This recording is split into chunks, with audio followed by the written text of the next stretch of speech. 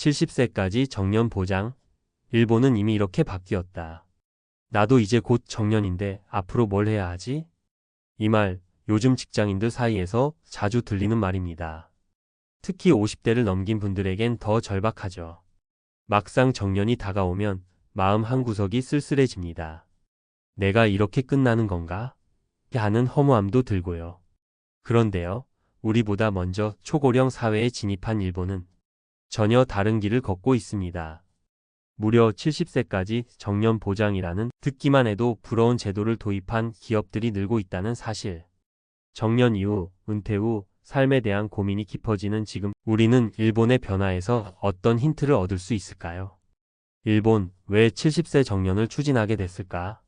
일본은 이미 2020년부터 고령자 고용안정법을 개정해 기업들이 70세까지 고용을 연장하거나 정년을 없애는 방향으로 제도를 바꾸기 시작했어요. 단순히 선의가 아니라 현실적인 생존 전략이기도 합니다. 고령화가 빠르게 진행되어 일할 사람이 줄었고 노인 빈곤 문제가 심각해지면서 기업도 고령 인력을 적극 활용하지 않으면 버티기 힘들어진 거죠. 그 결과 일본 기업들은 은퇴자들에게 이렇게 말하기 시작했어요. 굳이 떠나지 마세요. 70세까지 함께 갑시다. 놀랍게도 임금 삭감도 크지 않고요. 경험과 노하우를 살려 일의 질을 중시하는 방식으로 일할 수 있도록 조율하고 있어요. 실제 사례로 보는 일본의 정년 연장 이야기. 1. 도쿄의 중견 제조업체 68세 기무치 씨의 이야기. 기무치 씨는 60세 정년을 맞이하고 퇴직 후 같은 회사에서 계약직으로 재입사했습니다. 처음엔 임금이 절반 수준으로 줄어 마음이 상했지만 회사에선 그 나이엔 단순 반복 업무가 아니라 지도와 관리 중심 역할로 조정하겠다고 제안했죠. 결과적으로 그는 현재 후배 기술자들을 교육하는 역할을 맡고 기존보다 일은 덜 힘들고 보람은 더 느낍니다. 젊은 애들이 와서 기술 배우겠다고 다가올 때 내가 아직 필요하다는 게 느껴져요. 이 나이에 돈도 벌고 인정도 받으니 이보다 좋은 은퇴가 어딨겠어요. 기무치 씨의 사례는 단순한 생계 유지를 넘어 삶의 의미 회복이라는 큰 메시지를 줍니다. 2. 일본 대형 슈퍼마켓 체인 66세 마스모토 할머니. 마스모토 씨는 퇴직 후 무료하게 지내던 중 근처 마트에서 일자리를 제안받았습니다. 처음엔 계산대 업무였지만 손님의 반응이 좋자 노인 고객 응대 전담으로 역할이 바뀌었어요. 나처럼 허리 굽은 사람은 노인들 눈높이에서 이야기할 수 있으니까 좋대요. 그녀는 웃으며 이렇게 말합니다. 그녀가 하는 일은 단순한 알바가 아니라 시니어 고객 맞춤 응대 전문가라는 자부심을 주는 일이었어요. 결국 60세 이후에도 자신만의 역할을 찾을 수 있다는 걸 보여준 사례입니다. 3. IT 회사에서 재택근무하는 70세 요시다 씨. 요시다 씨는 65세에 퇴직하고 프리랜서로 일하려 했지만 전 직장에서 경력 고문 형태로 재채용을 제안받습니다. 조건은 단 하나, 매주 3일 재택근무, 화상회의만 참석하면 된다는 거였죠. 몸은 예전 같지 않지만 머리는 아직 쓸만하거든요. 재택이라 부담도 없고 후배들과 온라인으로 대화하며 세상과 연결돼 있는 느낌이 들어요. 요시다 씨는 신체적 제약이 생긴 고령자라도 기술을 활용하면 충분히 일할 수 있다는 걸 보여줍니다. 그리고 은퇴 후 단절된 삶이 아니라 연결되고 존중받는 삶도 가능하다는 점도요. 우리에게 주는 시사점은 이제 한국도 초고령 사회 진입을 앞두고 있습니다. 문제는 아직도 많은 기업과 사회가 60세 정년이면 끝이라는 생각에 머물러 있다는 거예요. 하지만 일본 사례를 보면 분명한 해답이 보입니다. 연령에 맞는 역할 변화, 기술을 활용한 근무 방식, 존중과 의미를 담은 일자리 제공. 이 세 가지만 갖춰져도 정년 후, 삶이 은퇴 후 침묵이 아니라 제2의 전성기로 바뀔 수 있어요. 정년 연장이 꼭 노동 착취가 될 필요는 없다.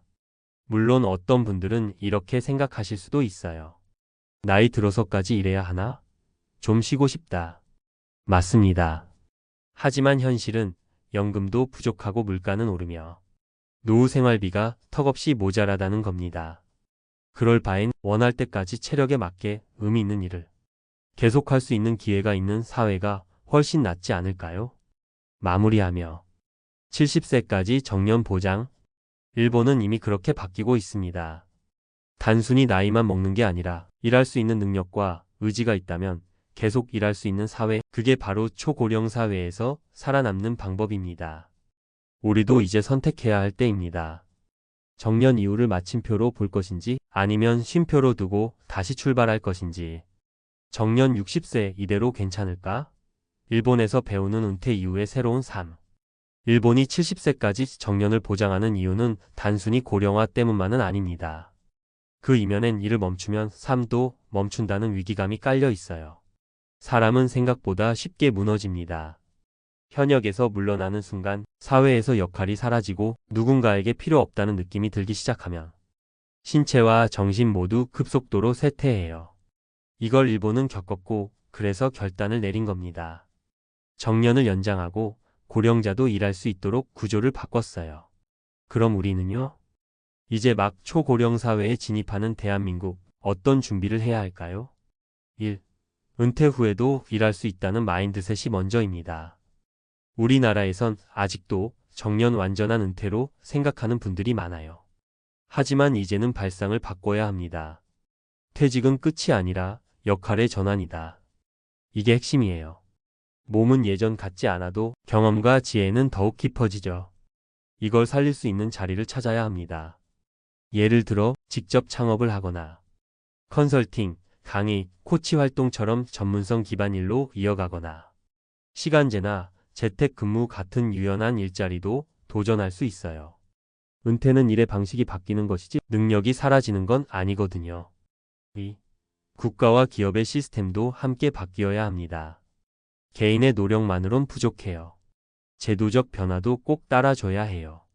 예를 들어 일본처럼 기업이 정년 이후에도 고용을 연장할 수 있게 지원하거나 시니어 전담 일자리 매칭 센터를 더 늘리고 노령층 맞춤 직무 재교육 시스템을 구축하는 등 구체적인 기반이 있어야 현실적으로 움직일 수 있죠. 사실 지금 한국에도 시니어 일자리 사업이 있긴 해요. 하지만 대부분 단기적이고 보조적인 일에 그치고 있어요. 노인에게 맡길 수 있는 역할이 아니라 노인이 더 잘할 수 있는 역할을 찾아주는 방향으로 바뀌어야 합니다. 3. 나이 들수록 나만의 경쟁력을 만들어야 합니다. 정년 이후 삶을 위해 가장 중요한 건 결국 자기만의 무기예요. 평생 해온 일을 정리해서 강의 콘텐츠로 만들 수도 있고 소소하게 시작한 블로그나 유튜브가 수입원이 되기도 하며 사람들과의 관계를 자산 삼아 연결된 기회를 만들 수도 있죠. 사례 하나만 더 들어볼게요. 63세의 박 사장님 퇴직 후 택배 아르바이트를 하다가 이분은 대기업 임원 퇴직 후 잠깐 용돈벌이로 택배 배송 일을 시작했어요. 그런데 이 경험을 살려 중장년 배송 전문 인력을 모아 작은 물류 회사를 창업했습니다. 현재는 5070대 인력들만 모은 팀으로 정확하고 친절한 배송 서비스를 제공하며 입소문을 타고 있죠. 젊은 사람보다 느리지만 고객한텐 더 친절하잖아. 우린 나이 들었지만 그래서 더 믿을 수 있어요. 이 말이 정말 와닿았어요. 나이 듦이 약점이 아니라 강점이 될 수도 있다는 것. 결론 당신의 은퇴 아직 멀었고 가능성은 무한합니다. 정년 60세? 그건 숫자일 뿐입니다. 진짜 중요한 건 내가 어떤 방식으로 살아갈지를 결정하는 것이에요. 지금부터 준비하면 65세에도 활기차게 일할 수 있고 70세에도 사람들과 연결되어 있고 75세에도 자부심을 느끼며 살 수 있습니다. 일본은 우리보다 먼저 그 길을 걷고 있어요. 우리는 이제 따라잡을 준비를 해야죠. 정년이 끝이 아니라 새로운 인생을 시작하는 출발선이 되도록 말입니다.